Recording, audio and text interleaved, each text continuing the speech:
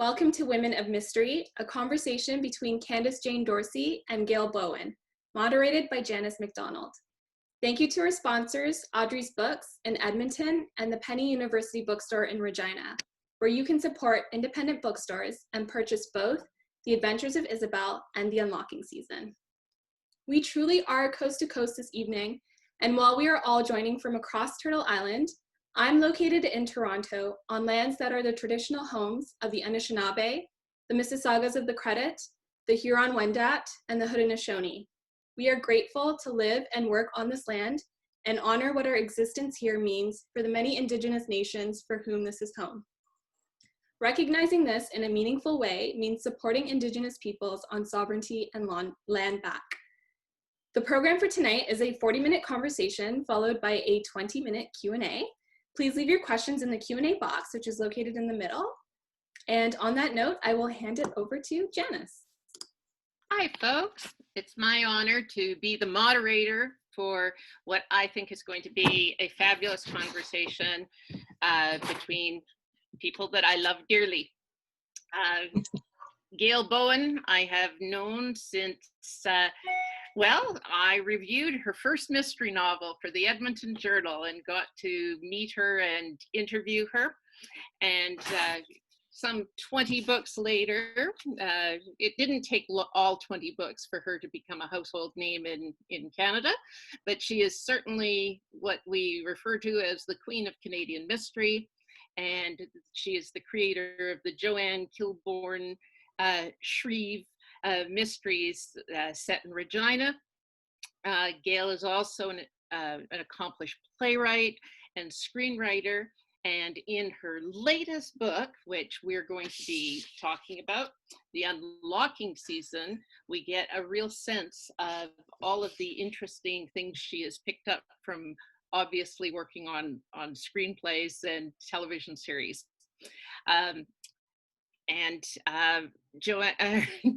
Gail is speaking to us from Regina, and she is speaking to us on behalf of ECW Publishing, who have produced this beautiful new book. And so is Candace Jane Dorsey, another gorgeous book from ECW. Candace is also somebody I love dearly and I've known forever, and which just counts me as lucky. But this is Candace's first mystery. Candace is no stranger to genre fiction. She is what we refer to as the queen of science fiction, and maybe Canadian science fiction, but she's known internationally and even has a story wending its way off into space, and is known for the amazing black wine that just was recently recast, and so you will be able to find it again. And in The Adventures of Isabel, we have the first of what we know is going to be 3 books. We might get her to provide more, so we have somebody who has been writing mystery novels since 1990, and somebody who has just moved into writing mysteries, although heaven knows she's no stranger to mystery fiction. For several years now, Candace and I have met on what we call the Ides of Lunch and talk mystery fiction. So she is a great reader and appreciator of mystery fiction, and that shows as she jumps into the genre. And that's what I'd like to ask you first about, to declare yourselves, to mark your place in the genre, and to discuss where you think you would place yourself in comparison to others. If we look at the spectrum of mystery, going from noir and very hard-boiled at one end through to traditional mysteries, golden age mysteries, into the far end of farcer comic mysteries.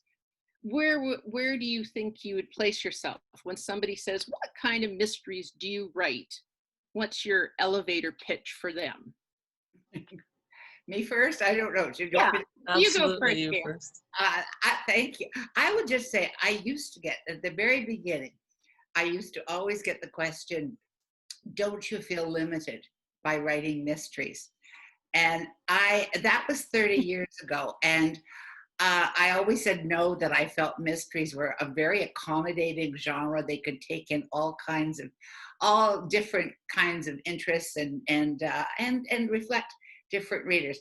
And I remember when my friend Mary Sutherland, who had an independent bookstore here in Regina, the first time I walked in, and she had a gay and lesbian section of mysteries, and I thought, okay, here we are. And I mean, I have felt now, you go and there really is, it really is such an accommodating genre. And I would say, I mean, I don't know where I'd place myself. I guess character driven, and probably that. And yeah, just character driven, and glad to be alive at 20, after 20 books. Yeah, so no, that's where I am. Okay.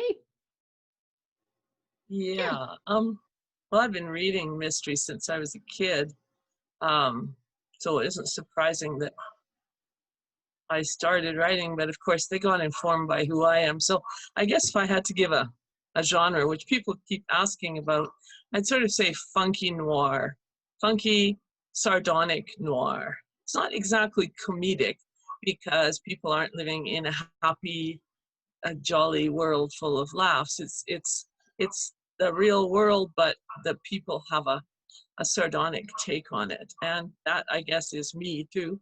You know, I started writing these books for fun, like to not take myself so seriously. I was working on some big angst-ridden, great looming novel, you know, and I just thought, oh, I don't want to be loomed over anymore. Give me a break. But that was some time ago, I gotta say.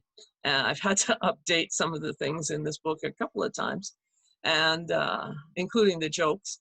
And but I think I sort of end up in that little nook and cranny. I'm sort of at the corner of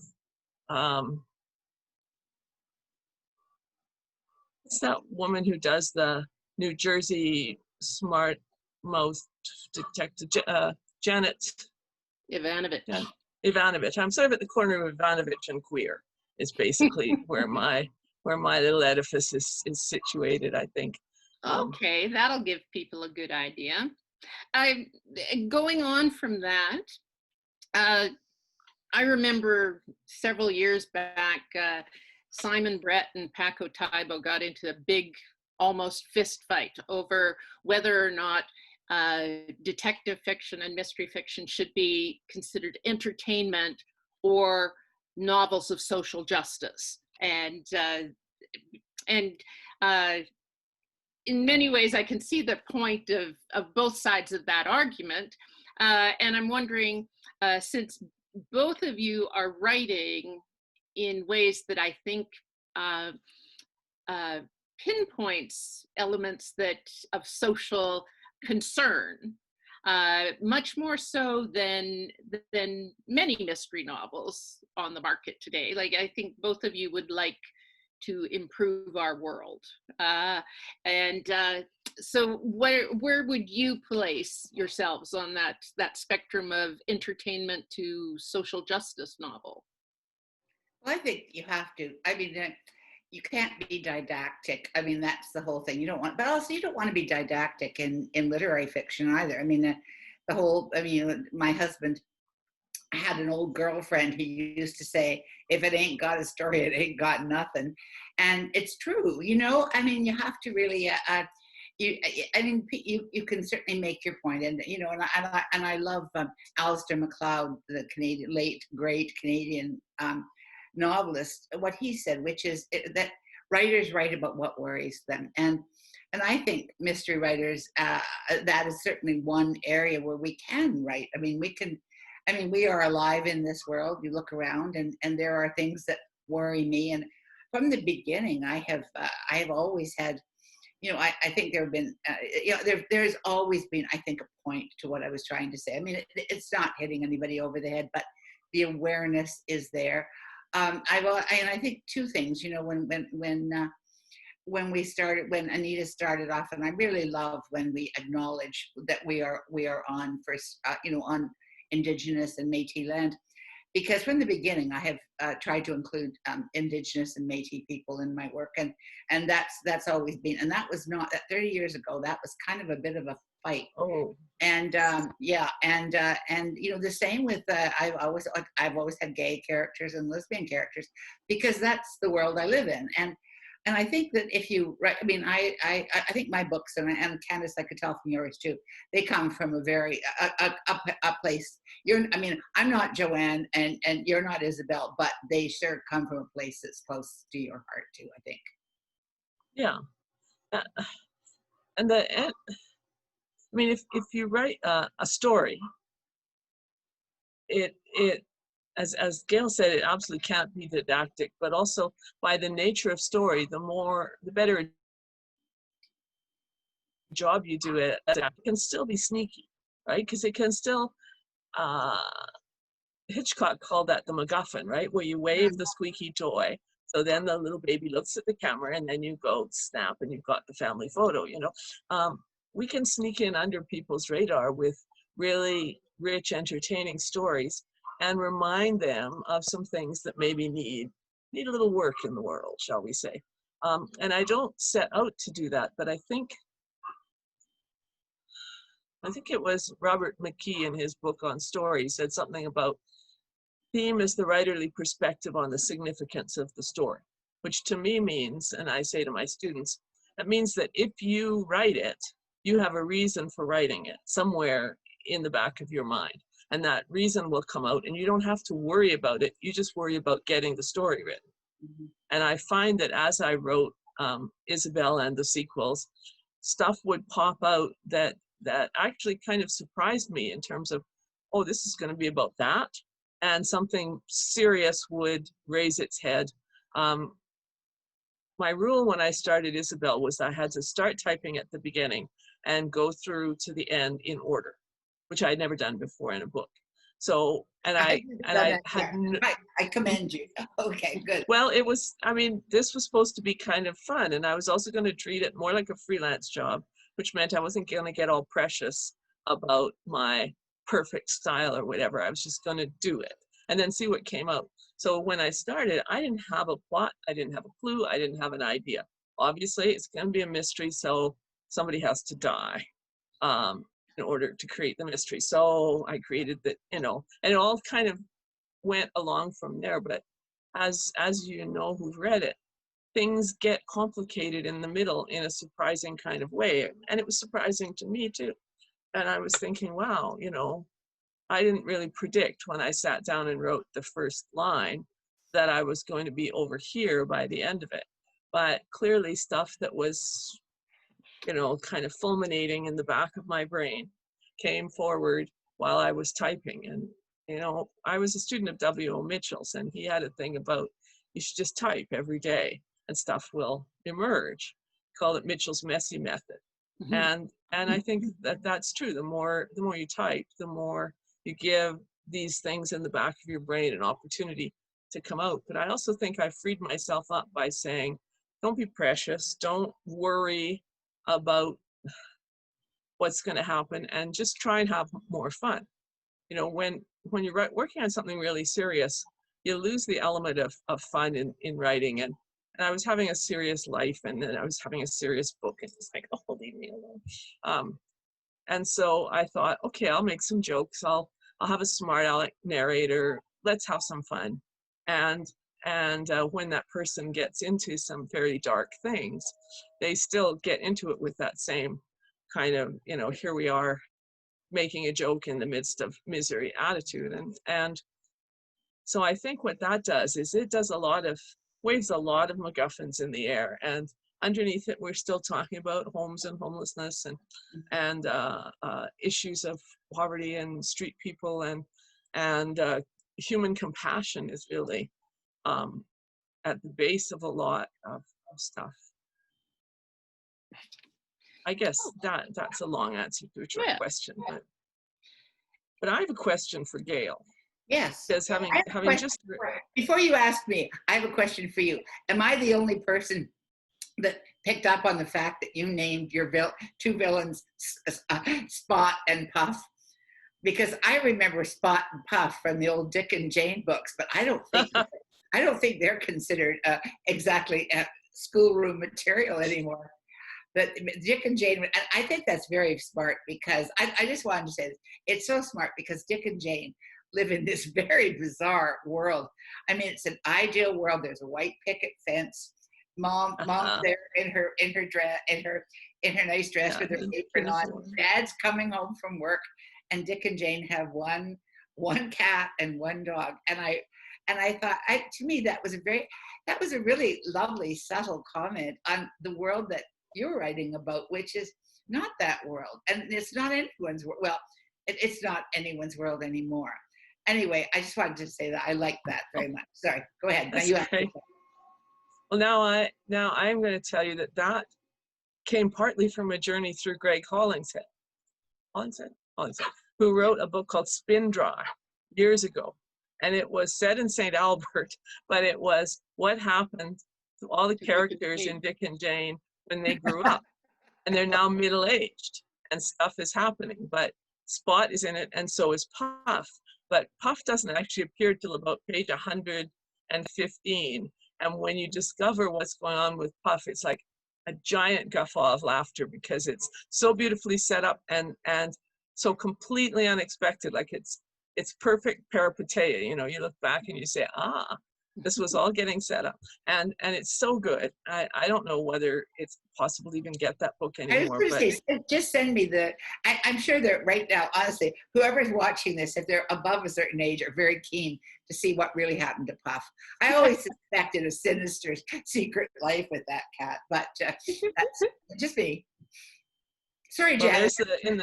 I put the title in the chat, but so he'd already done a thing where he kind of morphed all the Dick and Janes into something sinister and adult, and it's awesome. It's very funny. But funny in a very sophisticated way. So that's the kind of thing that I think, you know, when you see people doing that, you think, oh, I can mess with anything I want in our history. Yeah. And also because you talked about the architecture. Now, Janice, this is because I'm a teacher and I'm taking over. And if my husband were in the room, he would just be waving his hands and say, but I just wondered, because that does connect to what you say about the architecture of bungalows, that they are designed for a kind of family. But you say what you said in the book. I thought that was so interesting. They're designed for a kind of family that is no longer the way families are, that nuclear family. Yeah, and I'd always wanted to write a little monograph like Sherlock Holmes does called The Tyranny of Architecture, about that. And I did know an artist who inherited a bungalow in a suburban crescent from his parents, and he and his wife were both artists. So they turned the big living room with the big picture window and the light into their studios, and they turned the biggest bedroom into their living room. So they kind of managed to subvert the architecture, but it was work, right? Because those bungalows all had like the little high windows that they're not really meant to be windows. They're just meant to relieve the monotony, and it's always interested me how architecture pressures people to live a certain way. I got a chance to hold forth on quite a few things in these books in short form. I'll probably never write that essay, but at least I've mentioned it. I'm glad you noticed it. So I have a question for you, and my question is about writing a series. And part of it is sort of the Jessica Fletcher problem. Like, your character has to have people die around her all the time in suspicious circumstances. And I see that you've sort of worked around that a bit by having her know police and lawyers and so on. But how do you handle the Jessica Fletcher problem at this point in the series? Because you did. I mean, when I read the book, there's no doubt in my mind that all of it developed organically in her life. And yet you wouldn't want to hang around her too much if you valued your life, really, would you? No, the way I handle that is I ignore it. It's because, I mean, not only would you not want to hang around Joanne, but I mean, I actually do live around the corner from a place where there was the Colin Thatcher, the murder, the Joanne Wilson murder, and Colin Thatcher was accused of that. I live right around the corner from where they lived here in Regina. That was a very famous case, and Maggie Siggins wrote a book about it, and so it was well known. I mean, Colin was a cabinet minister, and it was a very tense marriage. But I didn't know Joanne's children went to school with my kids. Joanne Wilson's children went to school with my kids, and so I would see her when I was walking by. And I mean, we didn't, she was very withdrawn, and I understand for many reasons, but one time we would say hello, and I was walking by in the fall, and she was planting tulips. And I said, and I said something, what colors have you got? And she said, oh, they're all white. I just think that will be so beautiful in the spring. And of course, she was murdered in January. And when I always walked to university, and so I walked past those in the spring, and I saw them, and that just hit me about, this is, this is that a murder always leaves a spoor, and it's, I mean, you don't even have to be. It just is, and that whole, until those tulips disappeared. But then even after, I'm telling you about this, and all these years later, but I think that was it would affect Joanne the same way it affects me. And I just simply have to pretend that she's, that simply doesn't happen, and move on.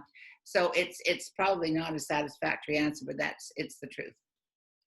Given what you just said, and you skipped over a little while ago saying Joanne is not me, but I'd be interested in both of you thinking about and telling me just how much like your protagonist are you? Well, when I read, and I wish I had this definition because I'm terrible at remembering things, but when I read that Candace's book was a postmodern mystery with a postmodern protagonist, I thought I haven't been tossing them around, but I by profession, I'm an academic, so those postmod terms have been in my head for a long time. And I really had not, I wish I'd brought this with me. But I didn't have, but the definition really was, Candace, since you're the one who's being called postmodern, you could probably define it better than I can.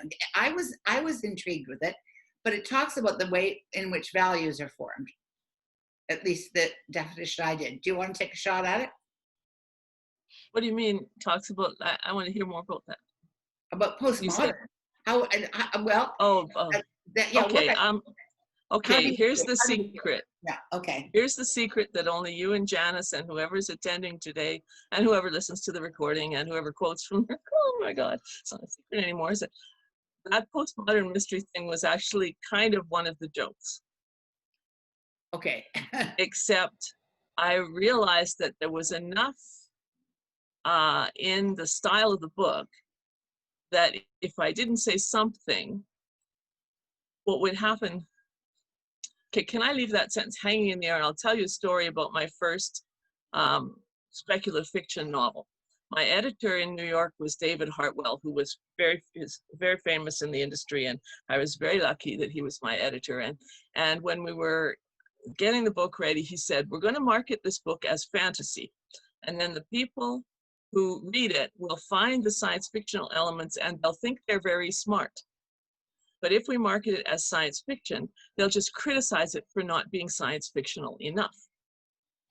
And that's exactly what happened. Exactly. Like the reviews would say, and there are these elements that are sneaked in, and isn't that cool, right? So when I wrote down a postmodern mystery, it was partly a joke because postmodern is this thing, and really, to paraphrase Damon Knight, postmodern is what you're pointing to when you use the term. That's what it is. But then I realized that I had to leave it, or I wanted to leave it there. I didn't have to. We discussed this, taking off the subtitle, because they didn't want to give the series name Postmodern Mysteries. They wanted a different series name. So I insisted that the subtitle stay, because I felt that there had to be a clue that this was not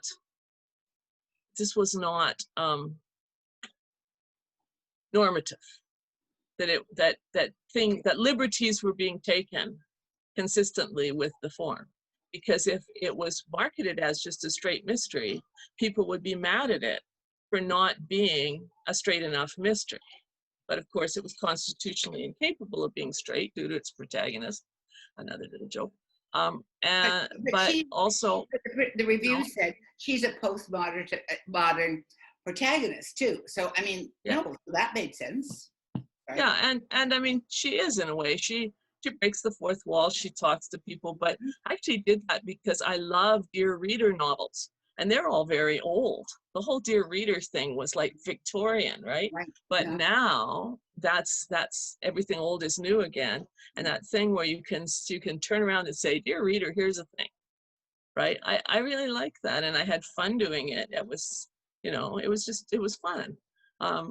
So that was that. But I have a really quick answer to your question, Janice, which is Joanna Trollope. I think she's Australian, is she not? But she's also the great niece of Anthony Trollope.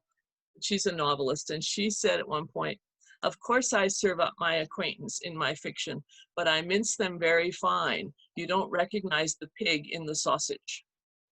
And I think that's what I got to play with.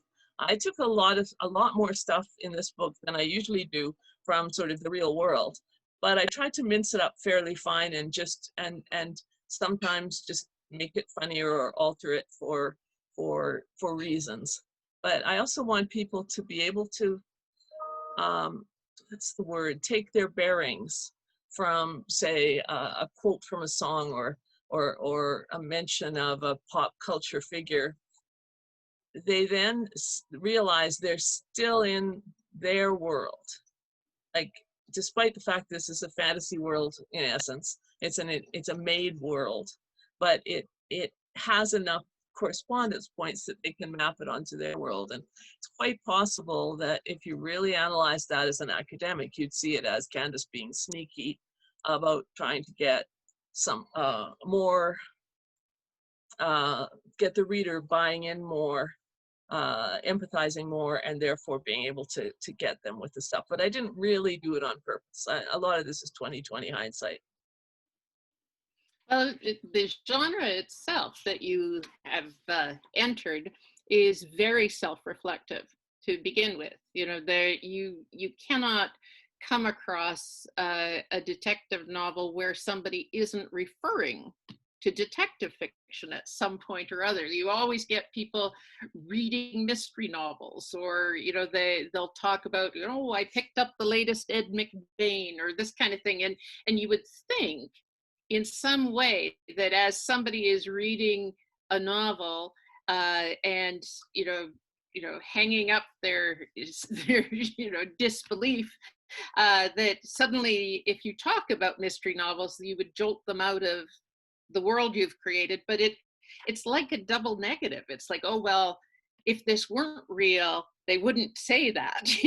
So there's a sense in which I think, back in the 80s, when the postmodernists were really tackling detective fiction, like, Tom Berger and Robbe-Grillet and Umberto Eco and all of the rest, trying to diminish it, they found that the genre was too strong, that it just absorbed whatever they threw at it and kept on going. So there's a sense in which probably every mystery novel is in some ways, elements of postmodernism show up in pretty well any mystery novel, because you've got that the story that wasn't told that gets retold as you discover what the story actually was of the crime, you know, so there's elements of it there.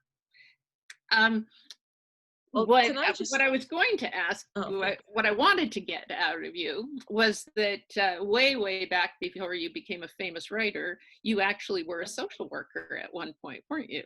I was. Yeah. Well, I was a childcare worker, actually. I took a social work degree, and I only ever worked as a kind of relief social worker for a little while, but then I started freelance writing. And part of that was because I realized that I had taken the degree because what I really wanted to do was go back in time and relive my childcare experience with more power in the system. And I thought social workers would have that. And by the time I finished the degree, I understood that that was not possible, not just because time travel wasn't, but because social workers don't have much power in the system either. But I was a childcare worker between 1973 and 1977 with teenage girls in an institution that had been run exclusively by nuns, and they had been forced to kind of take on lay staff and become secularized. They hated that, but they did it. Some of them hated it more than others. Some were really good with it and were really wonderful. But there I was with these teenage girls, and a lot of them were kind of victims, if you will, of the 60s scoop.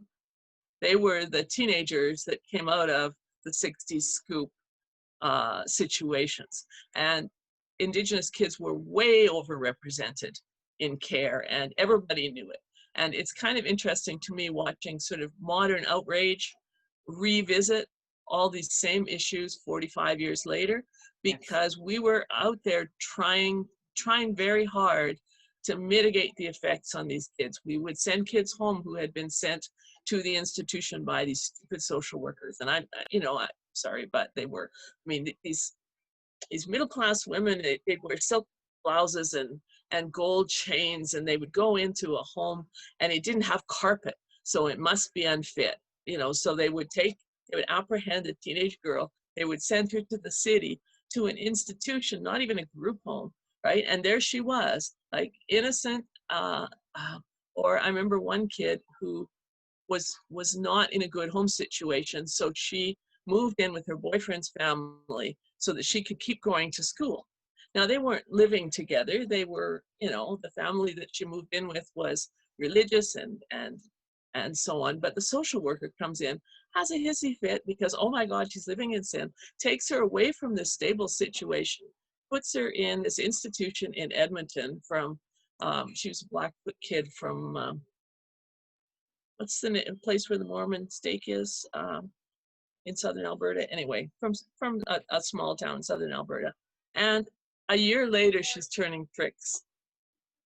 Some old pimp has swept her up, and it was just awful. I remember I met her in a restaurant when I was with my parents. Of course, I couldn't say much, but she spoke to me and I spoke to her. And after we went to our table, my mother said, "Who was that beautiful young girl with that awful old man?" And it's true, he had rotten teeth. And here she was 16, she was utterly beautiful. And the system had done that to her. So we were always trying to send the kids back, get the kids out of the system. So we were like the little subversive knot of people. Unfortunately, the nuns took a big budget cut after I'd been there 4 years because they thought it would get them less troublesome kids.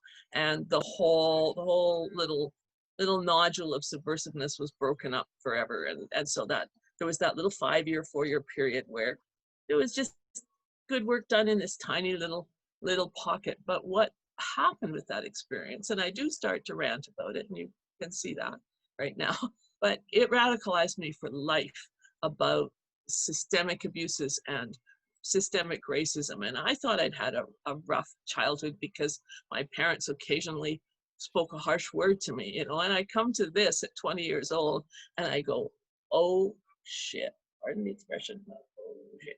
Right? This is what hard means. And the kids I saw there and the stories I saw there, you can't put them in a book. People would accuse you of being too dramatic, too whatever. People would say, oh, you're getting good material for books. It's like, no, I'm not, because no one would let me put that in a book without like glaring at me and saying that's unrealistic. And yet day to day, you would see these kids, and they were so brave and they were so strong, considering what they were going through and the fact that they were 14 or 15 or 16. And it just got me for life. I was done with like believing the system for life. But not to right? diminish your fervor, but I would also like to point out to entry-level writers that nothing is wasted, that you have, Absolutely. you know, eventually taken the fodder of the world that you knew as a social worker and woven it into your world as a novelist. And True that. And I think, True that. you know, Gail, the same way. As an academic, you have reached out to all sorts of students, and within that, I recognize the understanding and maturity that Joanne has with her kids and with her kids' spouses, and the ability to talk to young people in a way that I think a lot of people aren't as cognizant of as somebody within the post-secondary world. And so instead of being, you know, like right out of the gate writers, I think there's something to be celebrated in coming to writing from other fields, and to have larger worlds than just the pen, you know, and I admire that in both your works, you know. No, So oh, sorry, go ahead. I was just going to say, having ranted about the secret engine that drives me, I was going to ask Gail, you know, have you got a secret engine that drives these books? Yes. You know, something that really, Yeah, it's J.S. Wordsworth. And I mean, it's, you know, what we wish for ourselves, we wish for others. I never lose sight of that. And, you know, back to, you know, the fact that we can, and Janice is right, nothing should ever should be lost in your experience. The problem is sometimes, and I mean, I've dealt with this, and I expect you're going to be dealing with this perhaps as well, Candace, but sometimes what I want to say is, the only way to say it is to say it. You know, I always tell students when I've taught creative, I would say I've taught creative writing before there was creative writing. But, you know, I also do tell my students that be concrete and be concise, and one concrete image can just nail it where nothing else can. And I'll be quick about this, because I will tell you, you won't always, even people who really like your books, I ran into a lot of anger about one particular thing, and it was in Kaleidoscope, I think, and it was Joanne and a running partner, running through North Central Regina, which has Maclean's magazine is called the worst neighborhood in Canada, and it certainly is. It's a very troubled neighborhood, and they are running through. And this is something that I know happens. They're running. There's a big black SUV goes by, and a garbage bag is, you know, a plastic garbage bag is thrown out. And Joanne and her running partner look at each other and say, I mean, too lazy even to carry it to the dumpster, and kind of that sort of thing. And they keep running. And then they hear a sound, which they think at first must be a cat. And then they open the bag, and it is an 11-year-old Aboriginal child who's got semen dripping from her mouth, and she's holding $20. And I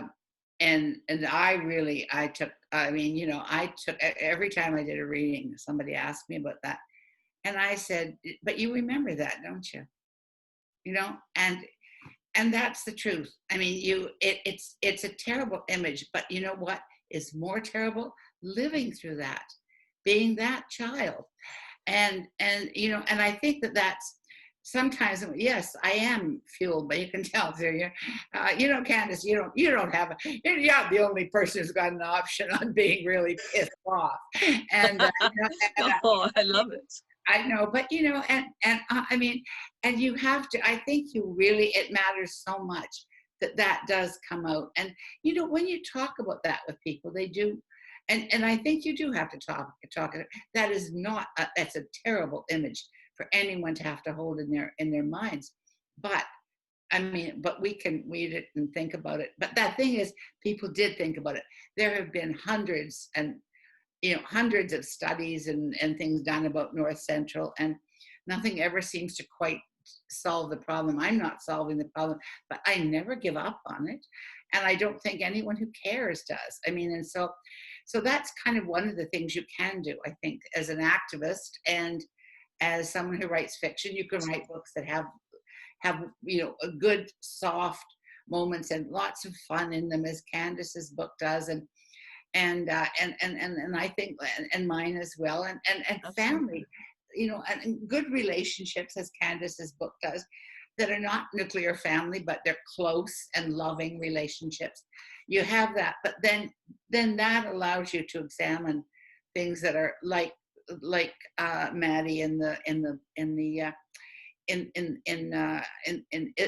Candace's book, the 16 years old, and on the street with too much makeup and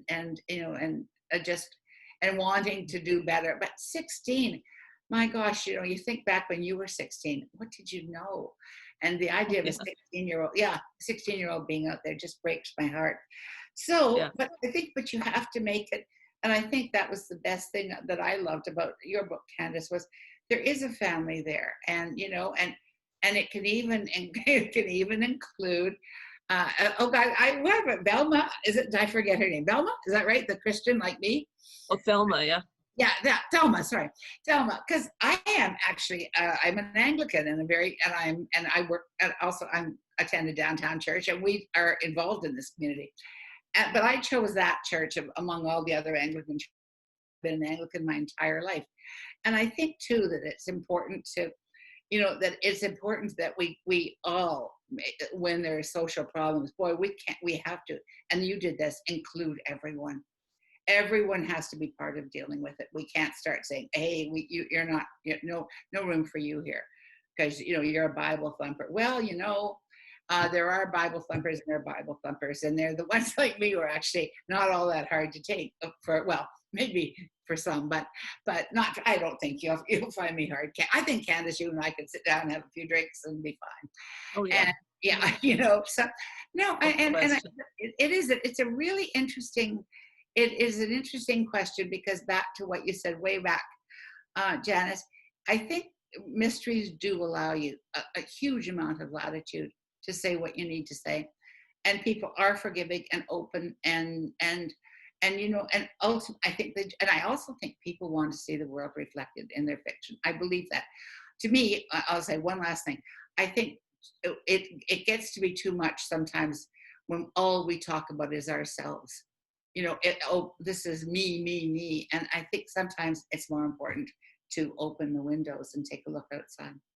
And what a Absolutely. wonderful line to end on. And we're right at the point where we're going to open it up to the Q&As, but I would just like to say thank you very much to both of you. It's lovely having a chat with both of you. So, Anita, would you like to be the person that is helping with the questions? There is a question in the question and answer version, as opposed to in the chat, so people can ask questions in both places. So if you click on the Q&A, I see a question that says, how do you feel when you write about real places?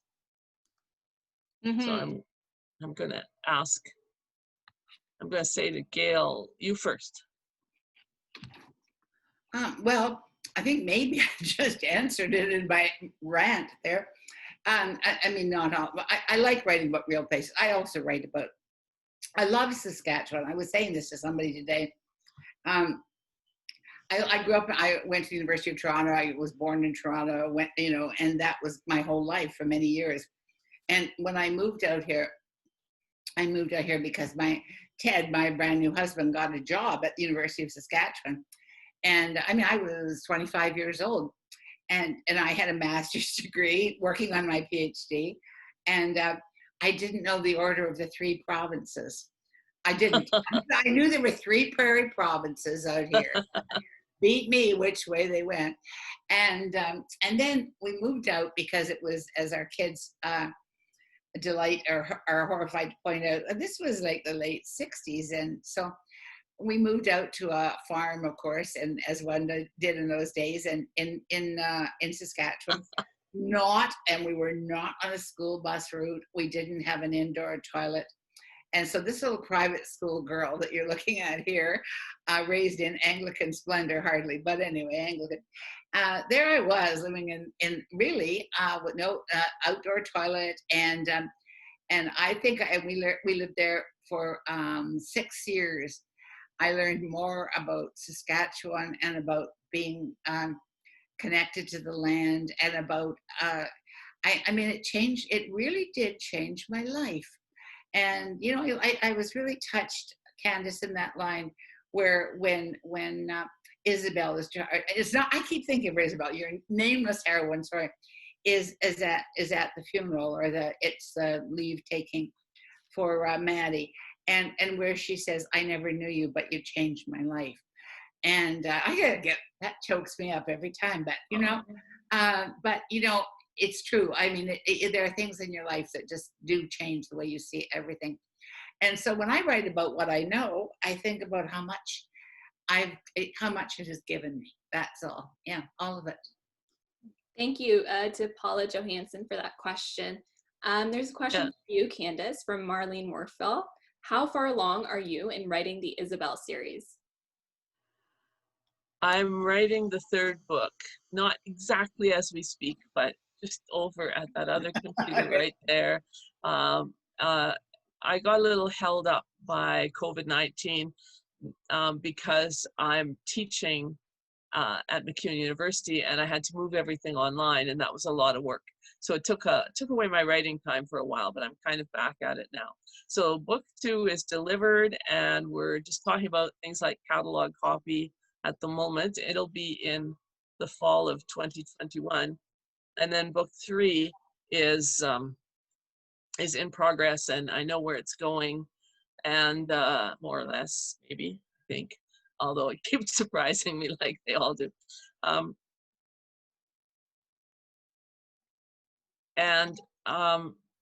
The second one is called What's the Matter with Mary Jane? And all the chapter headings come from the A.A. Milne poem. Okay. And then the 3rd one is called He Wasn't There Again Today. And I thought it was a nursery rhyme, this one about, as I was going up the stair, I met a man who wasn't there.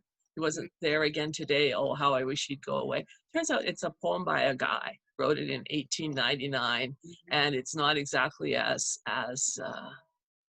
it's quoted as a nursery rhyme, but so I'm kind of adapting to that, but at least that one's in the public domain. So we don't have to go for the rights for that one. So that's where I'm at with that. And the deal with the contract, when I talked to Jack David at ECW, it's like, so this is a series, is it? I said, well, it's 3 books. I don't know if it has legs to go further, or if I do. So we made the deal for 3 books, and we'll see whether it's in essence a trilogy and then that something else happens, or whether the Nameless Detective carries on. And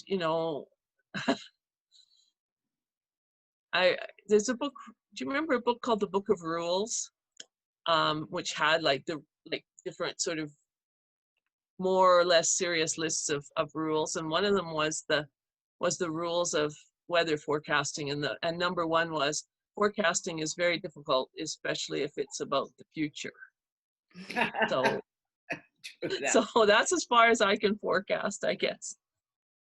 I have a little question about series concepts, and it's for Gail in particular, but I thought maybe Candace would perk up her ears and listen to a master on her ideas.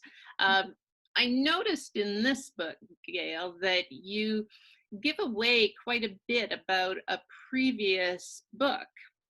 And I hadn't noticed that so much in, like, I'd always thought how cunning she is to bring back characters and just give us part of what the story is. So you don't necessarily have to read them all in order, but it seems to me that you have put your foot down and said, no, you have to read these in order or I'm going to give you spoilers.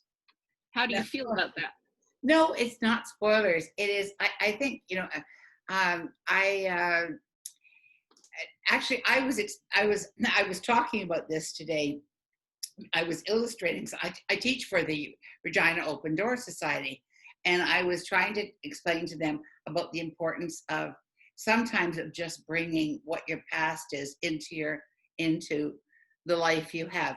Joanne, I know what you're talking about, Janice. It's the allusions to Murder at the Mendel, and I was struck. And also, I have a friend, Martin, who is at the University of Marburg in Germany. He was struck at the same time with the fact that the opening, I guess, page, maybe 2.5 pages of Murder at the Mendel, everything that, or not everything that drives, but much of what drives, that's the second book, sorry, and much of what drives the next 18 books is driven by what happened there.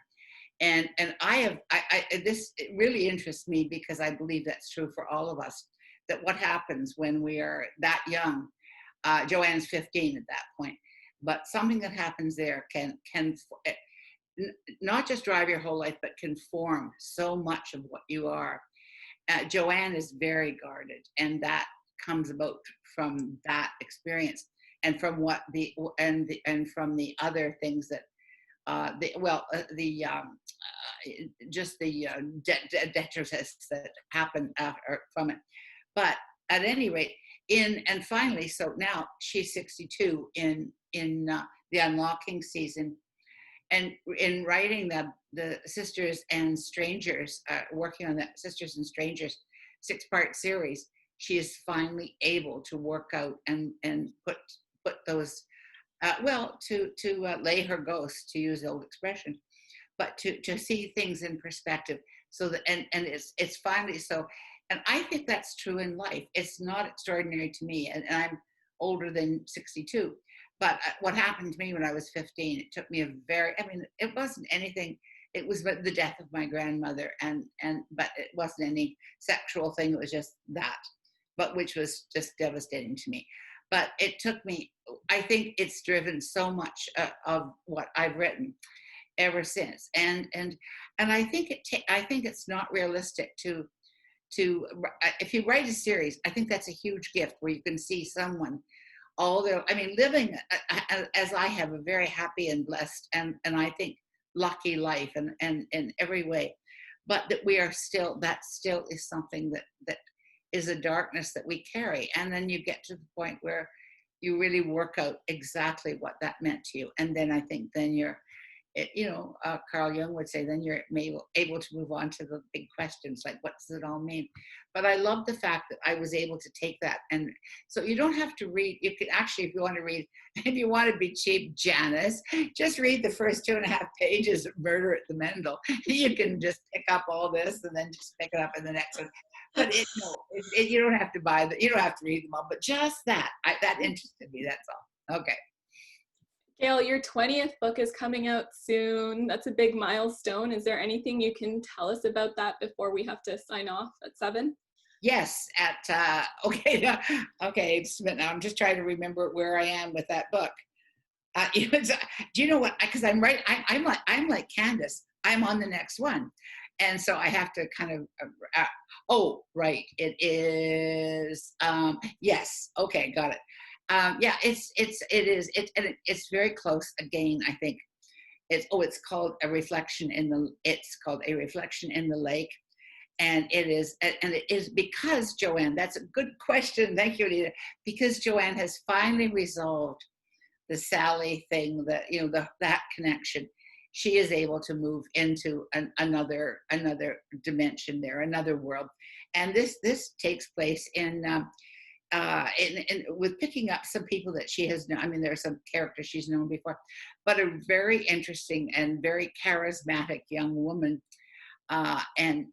She is she is at the center of a great deal of chaos in Joanne's world, and the question is, this chaos is not immediately explained by her presence, but there is chaos. And then suddenly Joanne starts to make the connections that these things are connected to this beautiful young woman. And so that is the, and she works, and I'll just say one last thing. Like Candace, Joanne does not throw up her hands about this young woman and say, I don't want anything to do with her. What she does is to try and reach out and try and understand what is going on for her, and to let her live a good life. And that's, I think Jack's just going to kill me because I think I just ruined the book. Maybe can you just cut that about him, about Joanne helping and everything? No, anyway. No, actually, they all go to the beach at the end, and it's just lovely. Everybody goes to the beach. It's happy ending. Always go to the beach. Isn't that the best ending ever? Okay. Well, I got to say that the spoilers, I mean, once you get involved in the life of someone the way we're involved with Joanne's life, you want to know how she gets there. It's the journey, not the destination. Yeah. Totally for me. Like, I've really enjoyed a few of these progressive series over my lifetime. And I think back to a writer called Jane Duncan. She didn't write mysteries, but she wrote a kind of progressive series that we got from the library and read when I was a kid and teenager, and ended up buying them all eventually. It was My Friend, this and that, and then it was a name. And you're so, it's like a better version of series TV, because you want to know what happens, but you get to insert yourself way more than you do if it's a TV show, because you get to imagine them and you get to move them around on the stage in your mind. And I think, you know, entering book 20, you're not expecting like a raw experience of, oh, big discovery. It's I get to hang out with the family for a while, and things will happen, and important things will happen, and I'll get involved in their drama. And it kind of goes back to what we were talking about earlier about, you know, how do you involve people? How do you get them to feel like this is their world? And I think part of that is by giving them these people who are living this sequential life, and you can feel like you can join them and be on their journey with them, and it's never quite completed. I think that's a lovely feeling for you know. The thing is, it's true for all of us, because I mean, and you know, we never, in the novel Kaleidoscope that I alluded to, the one thing that I remember mentioning to everybody is there's a point in, you know, in Kaleidoscope, Joanne's husband's a big criminal lawyer, and they blow up his house, and so their lives are literally in pieces.